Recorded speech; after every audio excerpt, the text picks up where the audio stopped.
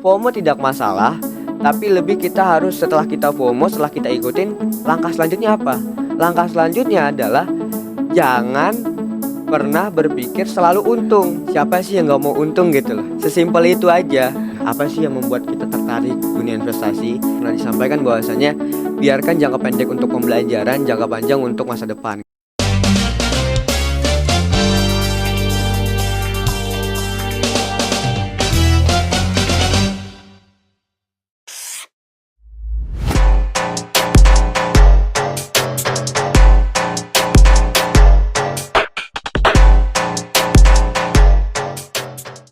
Assalamualaikum warahmatullahi wabarakatuh. Halo teman-teman semuanya, kembali lagi di podcast KSPM yang pertama di 2025. Oke teman-teman, hari ini kita akan membahas hal yang sangat menarik sekali, yaitu mengenai dunia investasi. So, buat teman-teman jangan lupa stay terus di podcast kita pagi hari ini.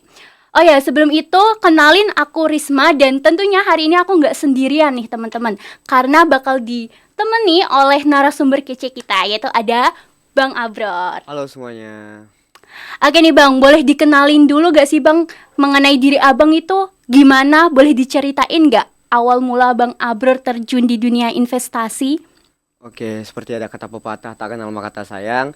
Perkenalkan, nama saya Muhammad Abror Zaki, biasa dipanggil Abror. Saya sekarang ini masih menjadi mahasiswa aktif angkatan 58, Sekolah Vokasi PB University, Prodi Akuntansi. Nah, tadi pertanyaannya bagaimana awal mula mengenai dunia investasi? Apa sih yang membuat kita tertarik dunia investasi? Sebenarnya pertama kali terjun di dunia investasi itu pada saat tahun Covid ya, dimana awal-awal Covid itu di tahun 2020 kalau nggak salah. Nah, dimana awal mulanya tertarik sama investasi. Ya biasa, kalau di rumah kan pada saat Covid kita cuman tiduran, rebahan, main HP, bingung mau ngapain gitu kan, mau keluar rumah juga nggak bisa. Jadi kebanyakan pada saat itu kebetulan kita ada ngelihat konten tentang investasi nih, kayaknya menarik untuk dipelajarin. Cuman kalau boleh diceritakan, awal mula kenal investasi itu bukan pasar modal teman-teman, bukan sekarang ini pasar modal, tetapi pada saat itu kenalnya dulu malah kripto. Nah, di situ awal-awalnya tentang dunia investasi kripto, karena kan kita pahamnya dulu, oh kripto nih bisa aset yang bisa memberikan keuntungan di masa depan gitu. Kalau ditanya pada saat itu untung gak sih? Ya boncos. Mungkin seperti itu. Itu sih yang membuat kita pertama kali kenal tentang dunia investasi. Wah, berarti bisa dibilang Bang Abror ini udah cukup berpengalaman di bidang investasi. Ya enggak sih ya, kalau bilang cukup berpengalaman sekali sih enggak ya, itu terlalu berlebihan mungkin. Karena jujur kalau saya pribadi sekarang ini juga masih banyak belajar dan masih terus belajar. Kalau dibilang bahkan paham nih, expert lah, itu masih jauh banget ya dari kata itu ya. Mungkin dikatakan tidak nol banget bisa, cuman untuk dari segi dibilang sangat profesional kayaknya enggak sih, sangat jauh dari itu, dan kita masih terus belajar perihal itu. Oke, berdasarkan yang tadi Bang Abror udah jelasin nih, aku semakin tertarik. Kira-kira Bang Abror dari sekian banyak pengalamannya ini, ada nggak sih Bang yang membuat Abang itu ngerasa, waduh kemarin aku gagal nih pas investasi. Kesalahan yang mungkin Bang Abror bakal inget-inget untuk next investasi, bakal aduh harusnya lebih goal sih ini. Wah, kalau itu mah udah pasti ya. Ibaratnya juga kalau kata orang, kalau misalnya belum gagal berarti belum berhasil kan, seperti itu ya. Nah, aku awal pertama kali kalau misalnya kenal dunia investasi itu pasti boncos, yang pernah aku sampaikan pas di awal ya. Di kripto yang pertama kali aku kenal juga, ya aku juga nggak paham apa itu kripto sebenarnya, cuman ikut-ikutan doang. Baru aku tinggal mempelajari lebih dalam, tapi aku udah coba bermain di situ. Ya hasilnya ya nihil, dan bahkan malah lebih ke kerugian kan yang aku dapetin pada saat hari itu kan. Nah, pada juga aku paling ingat sebenarnya bukan di kriptonya, tapi kalau di dunia pasar modal yang kita berbicara pada saat itu, pada saat IPO Goto sebenarnya. Nah, IPO Goto sendiri itu merupakan pengalaman yang benar-benar menurut aku menarik sih untuk diceritain. Dimana itu aku awal-awalnya paham tentang bukan paham sih, menjadi lebih tertarik lagi nih dengan pasar modal pada saat itu. Nah, dengan IPO-nya Goto itu kan dulu kan digadang-gadang akan menjadi startup yang sangat terkenal, jadi bigger. Tapi ya itu, karena aku juga tidak paham dengan fundamentalnya, tidak memahami mekanismenya bagaimana, strateginya juga pada saat itu masih ngawang. Jadi ya alhasil apa? Alhasilnya ya boncos juga. Ada ngambil keuntungan tapi kan itu ketika dinaik habis itu langsung dibanting turun kan itu kita nggak siap, kita tak paham mekanismenya ya seperti itu sih jadinya. Wah, kalau aku yang tangkap dari Bang Abro berarti dalam investasi itu tentunya ada resikonya kan Bang. Betul sekali. Nah, ngomong-ngomong soal resiko, kan sekarang lagi marak banget yang namanya FOMO. Tahu nggak sih Bang FOMO apaan? FOMO itu mungkin yang sering kita dengar juga ya. Mungkin bahasa sekarangnya itu lebih ke ikut-ikutan kali ya. Betul banget. Nah, mengenai FOMO nih Bang, kan sekarang generasi Z atau generasi zaman now nih dibilang teman-teman biasanya itu kan suka ikut-ikutan mengenai dunia investasi. Sama ini tuh udah menjadi topik yang relatable bagi anak-anak zaman sekarang. Di podcast kita sekarang juga pun kita ngangkatnya tentang FOMO saat investasi. Generasi Z, apa yang akan kamu ikuti? Teman ataukah profit? Nah, mengenai tema tersebut Bang, aku pengen nanya deh. Menurut Abang, apa sih yang menjadi pertimbangan dalam kita berinvestasi itu? Oke, yang pertama ya, sebenarnya kita harus pahamin dulu kalau aku pribadi memberikan pendapat bahwasanya investasi adalah bagaimana kita menernakkan uang. Nah, artinya kalau kita menernakkan uang artinya kita harus punya dulu nih modal awal uang tersebut baru kita ternakan. Jadi mungkin kalau kita berpikir sebelum kita berinvestasi, alangkah baiknya yang langkah pertama yang harus kita pikirkan adalah bagaimana kita menciptakan uang dulu, make a money. Jadi lebih cepatnya kita cari uang dulu sebanyak-banyaknya atau cari uang yang bisa kita ternakan untuk masa depan gitu loh. Jadi jangan kita fokus di uang, bagaimana uang yang ada sekarang kita bisa fokus di tambah-tambah itu bisa. Cuman itu kalau sekarang ini lebih gimana kalau kita masih muda fokusnya banyakin uangnya baru nanti sembari bisa berinvestasi untuk menernakan uang di mana kita membuat uang bekerja untuk kita di kedepannya gitu. Untuk saat ini mungkin yang lebih make sense seperti itu ya. Kecuali memang kita mau trader yang mana memang itu menjadi pekerjaan kita, bagaimana kita ngambil kegiatan untuk menjual saham jangka pendek seperti itu sih lebih tepatnya. Oke, berarti ini pada intinya kita membuat uang terlebih dahulu. Kita yakinin buat kita harus bisa membuat uang yang bekerja untuk kita. Iya benar sih, tapi itu untuk investasi mungkin di jangka panjangnya ya, atau di langkah selanjutnya. Sekarang ini lebih fokusnya ya cari uang dulu aja sebanyak-banyak mungkin gitu. Benar, siapin cadangan investasi ya teman-teman buat masa depan. Oh iya Bang, kan mengenai investasi, tentunya Bang Abro itu sebenarnya tipe yang suka investasi jangka panjang atau yang lebih suka investasi jangka pendek nih? Oke, kalau ditanya jangka panjang atau jangka pendek, sebenarnya aku mungkin bisa jawab aku keduanya. Ya, kenapa aku bilang keduanya? Oke, dulu mungkin pada saat awal-awal kenal investasi di pasar modal, aku lebih seringnya jangka panjang nih, dimana aku simpan di beberapa saham yang aku yakinin fundamentalnya kuat, baru aku tabung saham ya, mungkin kita lebih sering dengarnya ya, tabung saham baru naik biar bertahun-tahun nanti akan memberikan gain sama kita gitu loh, baik dari divisi profit gain ataupun yang capital gain atau dividen gitu kan. Tapi belakangan ini kebetulan aku lebih ada juga mencoba untuk short investment ya, maksudnya jangka pendek gitu loh. Kenapa aku bilang seperti itu? Jadi aku lagi nyoba untuk day trade juga atau enggak swing trade belakangan ini, karena kebetulan juga kan lagi kosong juga kan setelah kegiatan di kampus juga magang dan lain-lain.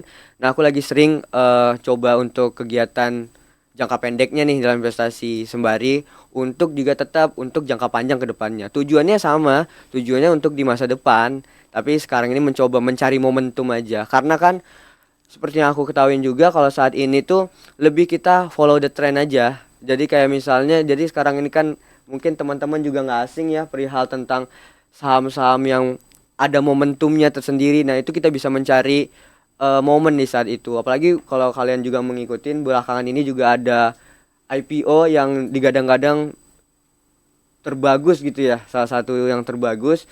Nah ini juga itu sih cari momentum di situ gitu. Oke, berarti yang aku tangkap nih, kita sesuaiin sama kebutuhan kita. Mau ngambil investasi jangka panjang atau pendek itu sesuai aja sama kita dan harus ikutin tren ya teman-teman. Iya. Nah, ngomongin soal tren nih Bang, kan tadi aku udah bilang kalau generasi Z sekarang itu suka ikut-ikutan alias FOMO. Nah, menurut Bang Abror sendiri nih sebagai orang yang sudah berkecimpung di dunia investasi, kira-kira menurut Bang Abror apa sih yang membuat para Gen Z ini tuh ikut-ikutan untuk investasi nih? Gitu. Ya sih sebenarnya gini ya, pandangan kita ya kayak sebagai Gen Z ya, masuk diri saya sendiri kan masuknya Gen Z ya. Apa ya, kalau kita dibilang FOMO bagus tak bagus ya, artinya sebenarnya kita memberikan menjadi motivasi, oh ikut-ikutan dalam hal yang baik gitu. Sebenarnya kalau pandangan saya pribadi sebenarnya itu tidak masalah, dan malah cenderung ke memberikan hal yang positif ya teman-teman ya. Jadi kayak misalnya kalau misalnya kita contoh lebih simpel, kita pingin investasi nih, ada teman kita yang fokus investasi, oh jadi kita ingin investasi juga, itu kan bagus, hal yang bagus. Ada teman kita yang pingin olahraga, yang lagi rame-ramenya olahraga juga kan, nah kita juga pingin olahraga deh, ikut-ikutan, itu nggak ada masalah sebenarnya.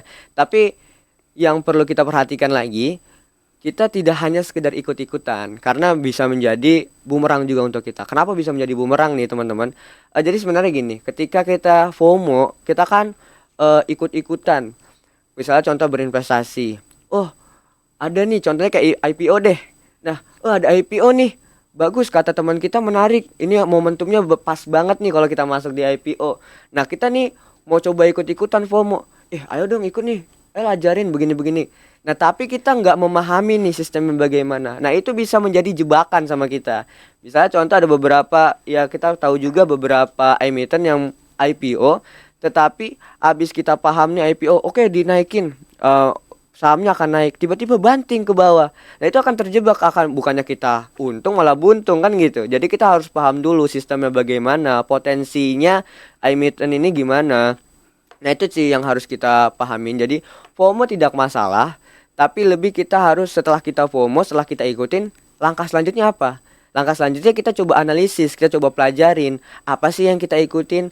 Kita harus pahami sih apa yang kita ikutin, apa yang kita maksudnya ikutin FOMO sama teman-teman kita. Jadi jangan sekedar ngikut aja. Maafnya kalau misalnya di sungai jangan ngalir doang.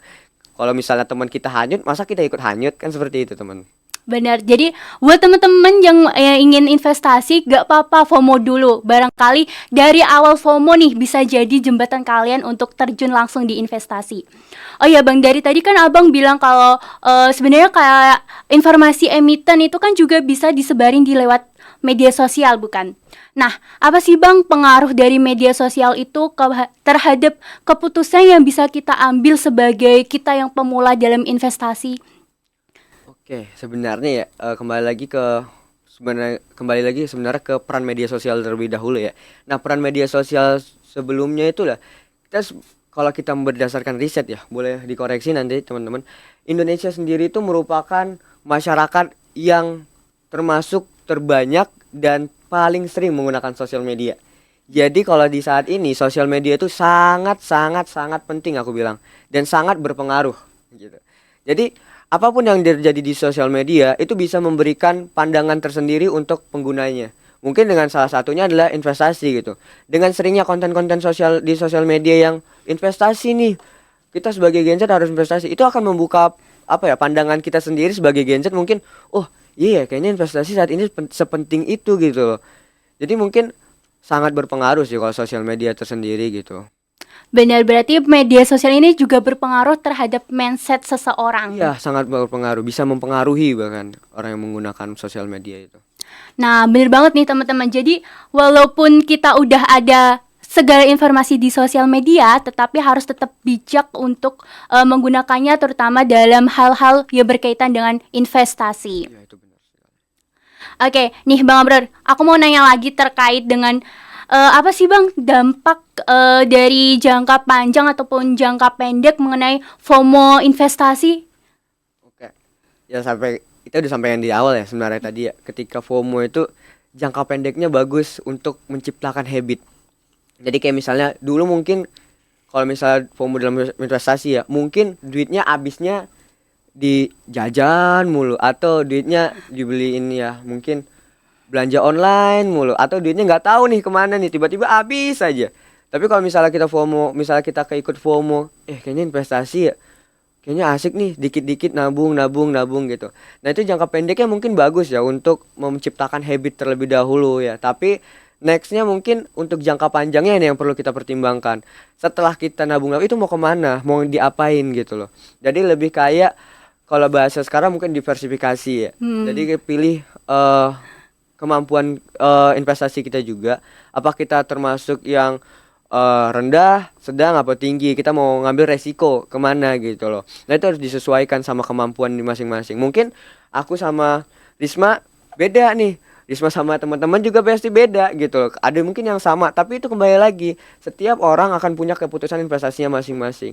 Mau jangka pendek, jangka panjang itu dikembalikan kepada diri kita. Apa yang mau kita ambil? Apakah dalam jangka pendek kita udah paham nggak tentang instrumen investasinya? Apakah ini bisa kita meyakini bahwasannya ini bisa memberikan keuntungan kita dalam jangka pendek? Kalau jangka panjang kita juga harus yakini ini bisa memberikan kita keuntungan jangka panjang nggak untuk kita gitu sih. Jadi kayak disesuaikan dulu sama kitanya, baru pahamin, baru eksekusi gitu. Wah, bener banget nih teman-teman. Jadi teman-teman jangan asal FOMO aja, tapi juga harus mengetahui nih apa aja yang teman-teman bisa lakuin selain dari kefomoan itu. Oh ya Bang, aku mau nanya. Kan kita nih sebagai anak-anak yang baru pemula. Nah, kira-kira nih Bang, efeknya apa sih Bang kalau kita punya prinsip kayak nih aku kan baru terjun nih di dunia investasi. Terus aku berpikiran bahwa harus profit nih. Kalau nggak profit bakal ngerasa, aduh kok nggak profit sih, nggak mau main lagi lah. Itu kira-kira gimana Bang menurut Abang? Ya wajar sih ya.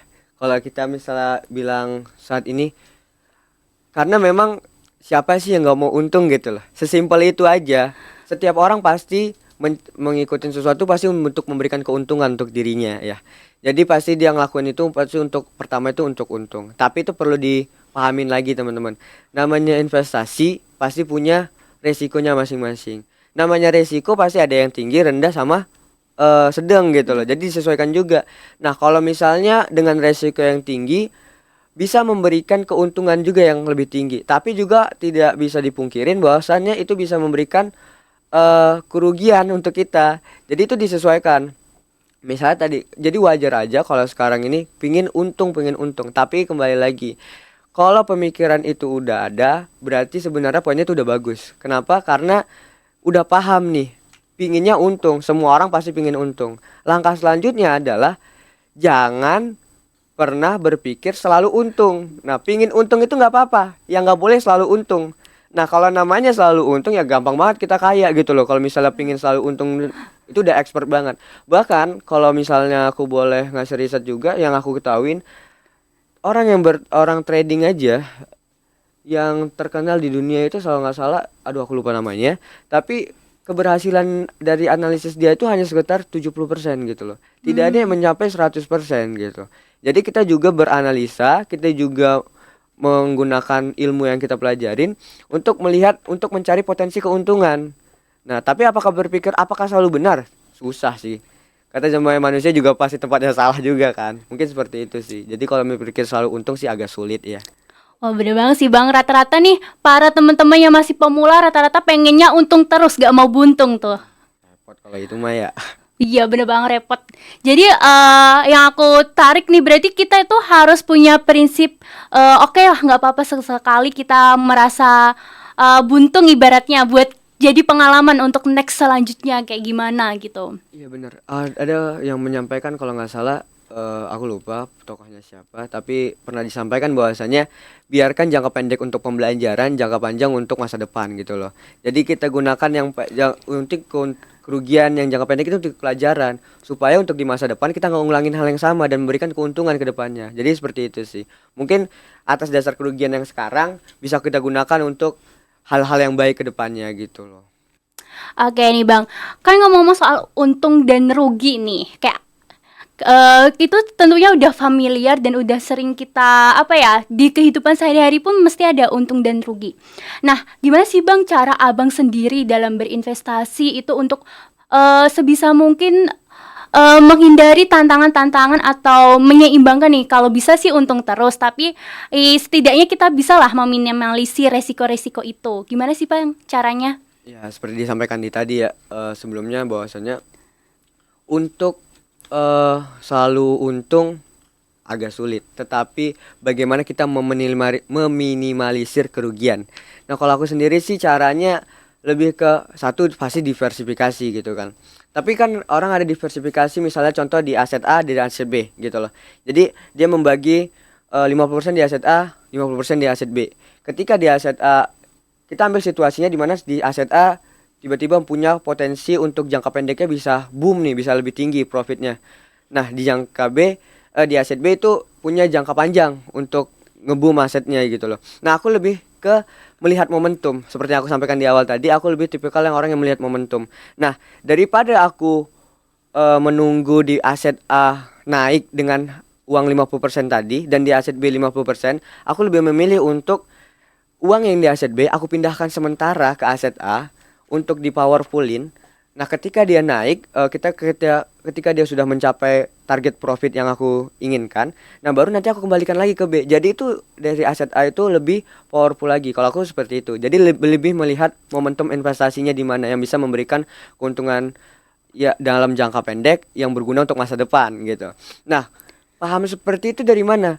Ya, paham seperti itu lebih ke analisis pembelajaran mungkin ya. Mungkin sekarang ini udah nggak apa ya, bukan hal yang tabu lagi lah untuk dunia investasi. Belajarnya dari mana sih? Betul. Ya itu udah banyak banget kita lihat di platform-platform sosial media. Aku sendiri juga masih terus belajar tentang hal tersebut. Kayak mungkin di akun-akun Instagram, di TikTok juga banyak tentang investasi-investasi seperti itu sih. Jadi sering-sering belajar, sering-sering baca itu pasti mempengaruhi tentang keputusan investasi kita juga. Berarti nih kesimpulannya buat teman-teman yang ingin investasi, jangan malas untuk belajar. Salah satunya jangan lupa stay terus di podcastnya KSPM nih, biar makin nambah ilmunya, bener gak nih Bang? Bener banget ya. Oke, sejauh ini aku udah nangkep banyak hal nih mengenai investasi yang Abang paparkan.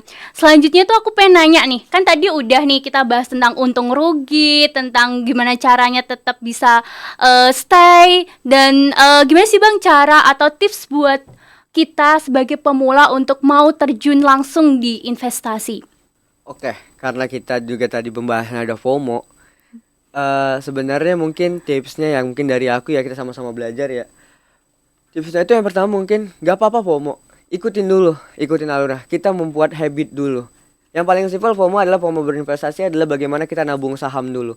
Kita cari dulu emiten yang memang fundamentalnya bagus. Baru kita coba cicil. Nah itu dulu. Sembari mungkin kita belajar nanti ke depannya. Apalagi yang lebih bagus nih kita tabung-tabung lagi gitu. Tapi mungkin aku agak kelewat dikit nih. Dibanding awalnya kalian udah mikir investasi, kalau menurut aku adalah make money. Buat dulu uang sebanyak-banyaknya. Cari uang sebanyak-banyaknya baru investasi. Karena sebagaimana prinsip di awal adalah kita investasi untuk menernakkan uang. Nah, kalau namanya ternak uang, itu harusnya kita punya dulu nih bibitnya. Gak mungkin kan langsung ada anak-anaknya gitu loh. Kita cari dulu nih bibitnya. Nah, makanya aku bilang buat dulu uangnya, banyakin dulu uangnya, baru kita sembari untuk berinvestasi. Untuk nanti ke depannya uang akan bekerja untuk kita gitu. Baru setelah itu kita mungkin pelan-pelan belajar perihal memahami momentum dalam investasi. Kalau aku seperti itu. Dimana kita bisa ngelihat apa sih potensi aset-aset apa yang bisa memberikan keuntungan yang powerful untuk kita baik dalam jangka pendek ataupun jangka panjang. Nah, setelahnya baru kalau misalnya kita udah paham nih dengan mekanismenya, baru kita boleh pelajarin lebih lanjut lagi ke depannya, seperti itu sih. Oke, jadi tips buat teman-teman semuanya dari Bang Abror nih. Tadi udah dibilang kalau FOMO nggak apa-apa asalkan kalian tetap mau belajar, jangan ibaratnya jangan langsung kayak nyerah gitu ya Bang. Jangan ikutin semua, misalnya, ayo beli saham ini, itu namanya, ya. Tapi beli saham ini, kita pingin nih masuk beli saham ini, tapi kita harus pelajarin dulu. Oh, bener nggak sih apa yang dibilang? Kita harus analisis dulu gitu loh. Jadi jangan terima serampas semuanya, itu jangan sih, seperti itu. Oke nih Bang, sebetulnya pembahasan kita ini udah selesai nih. Aku mau ngucapin terima kasih kepada Bang Abror karena sedari tadi kita udah benar-benar membahas tentang investasi. Terus juga teman-teman di sini ataupun yang sedang menyaksikan podcast pada hari ini tentunya sudah teredukasi dengan baik nih. Oke, buat teman-teman semuanya, Aku dan Bang Abror mengucapkan terima kasih atas teman-teman waktunya untuk menyaksikan podcast ini. Jangan lupa saksikan terus podcast KSPM untuk episode-episode selanjutnya. Kami pamit undur diri. Bye-bye.